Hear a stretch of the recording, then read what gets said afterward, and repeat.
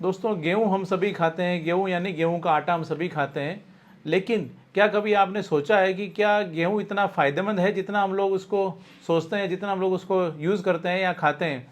देखिए क्या होता है कि जो गेहूँ होता है, गेहूँ अगर सही मायने में देखा जाए तो उतना फ़ायदेमंद नहीं है, ख़ास तौर से उनके लिए जिनको कि ओबेसिटी से वो ग्रसित है, यानी मोटापे से ग्रसित है, जिनको कोई हार्ट की प्रॉब्लम है या फिर जिनको डायबिटीज़ है। उन लोगों के लिए जो गेहूँ होता है वो गेहूँ उतना फ़ायदेमंद नहीं होता, उनके लिए इतना फ़ायदा नहीं करता, उल्टा उनके लिए नुकसानदायक होता है। क्योंकि जो गेहूँ होता है, गेहूँ की ग्लाइसीमिक इंडेक्स जो होती है वो भी एक तो हाई होती है, यानी आपके ब्लड शुगर लेवल को वो बड़ी तेज़ी से बढ़ाता है और उस कंडीशन में डायबिटिक पेशेंट के लिए फ़ायदेमंद नहीं हो सकता। इसके साथ ही साथ जो गेहूँ होता है, गेहूँ को जब हम आटा जब उसका गेहूँ का पिसवाते हैं तो उसके अंदर जब उसको वापस छाना जाता है तो उसके ऊपर की जो ब्राउन लेयर होती है उस ब्राउन लेयर को वो हटा दिया जाता है, और जिसके अंदर की मैक्सिमम फाइबर होता है, मैक्सिमम उसके अंदर विटामिन मिनरल्स वगैरह का वो एक सोर्स होता है। लेकिन उसको हम लोग जब आटे को छानते हैं तो उसका उस प्रक्रिया के अंदर उसका वो फाइबर जो वाला पार्ट जो होता है या जो ब्राउन वाला पार्ट होता है वो हट जाता है, और उसकी वजह से उसकी जो फाइबर है, उसकी जो न्यूट्रिशंस है, उसके जो विटामिन और मिनरल्स जो है वो गेहूं में से निकल जाते हैं,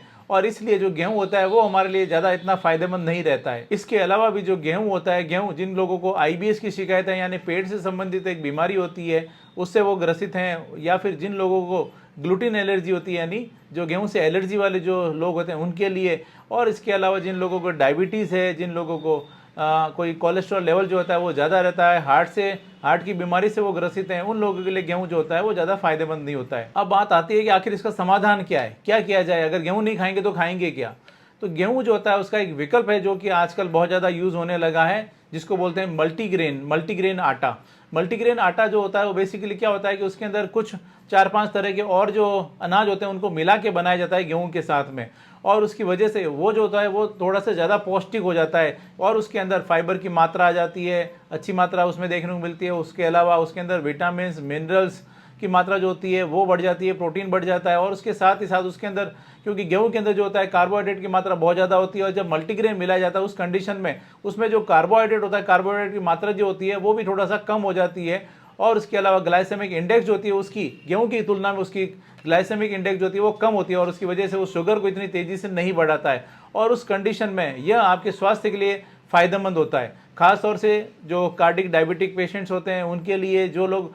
वज़न घटाना चाहते हैं, वो उन लोगों के लिए भी जो मल्टीग्रेन आटा होता है वो काफ़ी फायदेमंद होता है। मल्टीग्रेन आटा बनाने के लिए जनरली जो इसके अंदर जवार मिलाया जाता है, जौ मिलाया जाता है, इसके अलावा इसके अंदर बाजरा मिलाया जाता है, मक्का मिलाया जाता है, इसके अलावा रागी मिलाया जाता है, इसके अलावा कुछ लोग इसके अंदर सोयाबीन, चना ये भी मिलाते हैं। इस तरह से मल्टीग्रेन आटे को तैयार किया जाता है एक अनुपात के अंदर, एक मिक्स रेशियो के अंदर मिलाकर। आज की इस वीडियो में बात करेंगे इसी विषय के बारे में, आखिर जो ये मल्टीग्रेन आटा होता है, जो मल्टीग्रेन आटा जो हमारे स्वास्थ्य के लिए कितना फ़ायदेमंद होता है, इसके हेल्थ बेनिफिट्स के बारे में बात करेंगे, और किन लोगों के लिए फ़ायदेमंद है उसके बारे में बात करेंगे। मैं जोधपुर से doctor Kuldeep Jahangir, homeopathy consultant, एक बार फिर से आपका अपने यूट्यूब चैनल में स्वागत करता हूं। आज की इस वीडियो में बात करेंगे इसी विषय के बारे में कि आखिर जो ये मल्टीग्रेन आटा होता है उसके कौन कौन से ऐसे हेल्थ बेनिफिट्स हैं, उसके अंदर कौन कौन से ऐसे विटामिन मिनरल्स होते हैं जो कि आपके स्वास्थ्य के लिए काफ़ी फ़ायदेमंद होता है, कौन कौन से ऐसे लोगों को ये दिया जा सकता है, इसके बारे में बात करेंगे। इसके अलावा भी अगर आपकी कोई क्वेरी है, मल्टीग्रेन आटे से संबंधित किसी प्रकार की कोई जानकारी चाहते हैं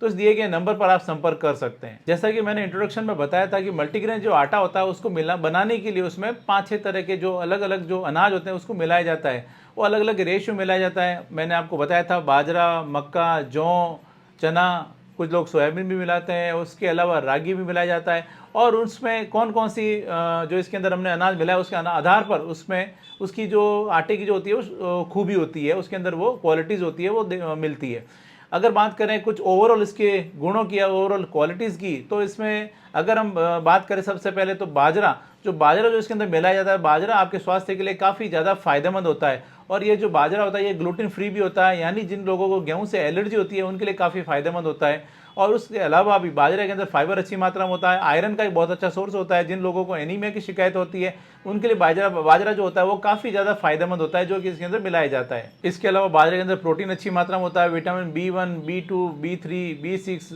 ये भी इसके बाजरे के अंदर बहुत अच्छी मात्रा में पाया जाता है, और उसके साथ ही साथ मैग्नीशियम, फॉस्फोरस का भी बहुत अच्छा सोर्स होता है, फोलेट का बहुत अच्छा सोर्स होता है, आयरन की कमी को दूर करने में काफ़ी हेल्पफुल होता है। इसके अलावा इसकी ग्लाइसेमिक इंडेक्स जो होती है वो काफ़ी कम होती है, उसकी वजह से वजन को कम करने में आपकी मदद करता है। डायबिटिक पेशेंट जो होते हैं उनके लिए काफ़ी फायदेमंद होता है बाजरा। अब बात करते हैं इसके अंदर मिलाए जाने वाले मक्के की। तो मक्का जो होता है बीटा कैरोटीन का बहुत अच्छा सोर्स होता है, जो कि विटामिन ए में कन्वर्ट होता है। इस प्रकार से जो ये बीटा कैरोटीन होता है यह आपकी स्किन के लिए, आपके लंग्स के लिए, आपके गुर्दे के लिए काफ़ी फायदेमंद होता है। इसके अलावा यह आपको विटामिन सी, विटामिन डी, ई का एक बहुत अच्छा सोर्स माना जाता है। इसके अलावा जो मक्का होता है, मक्के के अंदर फाइबर बहुत अच्छी मात्रा में होता है, उसकी वजह से यह भूख को शांत करने में भी काफ़ी हेल्पफुल होता है और ओवर ईटिंग से आपको बचाता है। और इसके साथ ही साथ ये आपको इस प्रकार से वजन को कम करने में आपकी काफ़ी मदद करता है। और फाइबर जो होता है वो होने से आपके कोलेस्ट्रॉल को भी कम करने में आपकी काफ़ी हेल्पफुल होता है मक्का। इसके अलावा जो मक्का होता है एज ए एंटी एजिंग काम करता है, क्योंकि इसके अंदर पाया जाता है जिंक, मैग्नीज, फॉस्फोरस। इसके साथ ही साथ ये आपके ब्लड शुगर लेवल को भी कंट्रोल करने में काफ़ी हेल्पफुल होता है। अब बात करते हैं बार्ली। बार्ली यानी जौ। जौ जो होता है, जौ भी आपके स्वास्थ्य के लिए काफ़ी फायदेमंद होता है। यह भी फाइबर का एक बहुत अच्छा सोर्स होता है। सॉल्युबल फाइबर होते हैं जो कि आपके कोलेस्ट्रॉल को कम करते हैं, आपके वजन को कम करने में मदद करता है और उसके साथ साथ ये आपको ब्लड शुगर लेवल को भी कंट्रोल करने में आपकी मदद करता है। और इसके साथ ही साथ इसके अंदर काफ़ी विटामिन और मिनरल्स भी अच्छी मात्रा में पाए जाते हैं, जैसे selenium, vitamin B1, copper, chromium, phosphorus और मैग्नीशियम का अच्छा सोर्स होता है। इसके अलावा यह कॉलन कैंसर के खतरे को भी कम करने में आपकी मदद करता है। इसी प्रकार से इसके साथ में मिलाए जाने वाले जवार और जो रागी होते हैं, ये जवार और रागी भी इसके अंदर आपके स्वास्थ्य के लिए काफ़ी फायदेमंद होता है। यह भी आपके फाइबर का एक अच्छा सोर्स होता है, आपके ब्लड शुगर लेवल को कंट्रोल करने में मदद करता है और उसके साथ साथ आपके वजन को कम करने में आपकी काफ़ी हेल्पफुल होता है। इसके अलावा इनमें भी विटामिन और मिनरल्स का एक अच्छा सोर्स होता है, जो कि आपके स्वास्थ्य के लिए काफ़ी फायदेमंद होता है। इस प्रकार से आप देख सकते हैं कि मल्टीग्रेन आटा जो होता है वो आपके स्वास्थ्य के लिए काफ़ी फायदेमंद होता है और वो गुणों से भरपूर होता है एज़ कम्पेयर टू जो आप गेहूं का आटा खाते हैं। इसलिए मैं सजेशन दूंगा, अगर आप वजन कम करना चाहते हैं या फिर आप अपने कोलेस्ट्रॉल को कम करना चाहते हैं और अगर डायबिटिक पेशेंट है तो मल्टीग्रेन आटा काम में लेना चाहिए। और इसके साथ ही साथ अगर आप फिजिकल एक्टिविटी करते हैं, एक्सरसाइज करते हैं, तो आप अपने ब्लड शुगर लेवल को कंट्रोल करने में, आपके कोलेस्ट्रॉल को कंट्रोल करने में, वजन को कम करने में आपको काफ़ी मदद मिलती है इस मल्टीग्रेन आटे के साथ में। दोस्तों ये एक छोटी सी जानकारी थी मल्टीग्रेन आटे के हेल्थ बेनिफिट्स के बारे में, जो आज मैंने आपके साथ में शेयर की। मैं उम्मीद करता हूँ आज मैंने आपके साथ में जो भी जानकारी शेयर की आपको ये पसंद आई और आपके लिए फ़ायदेमंद साबित होगी। इसी तरह मेरे साथ जुड़े रहें, इस चैनल को सब्सक्राइब करें, बेल आइकन जरूर दबाएं ताकि जैसे भी नेक्स्ट वीडियो अपलोड करूँ आपके पास उसका नोटिफिकेशन आ सके। Thank you.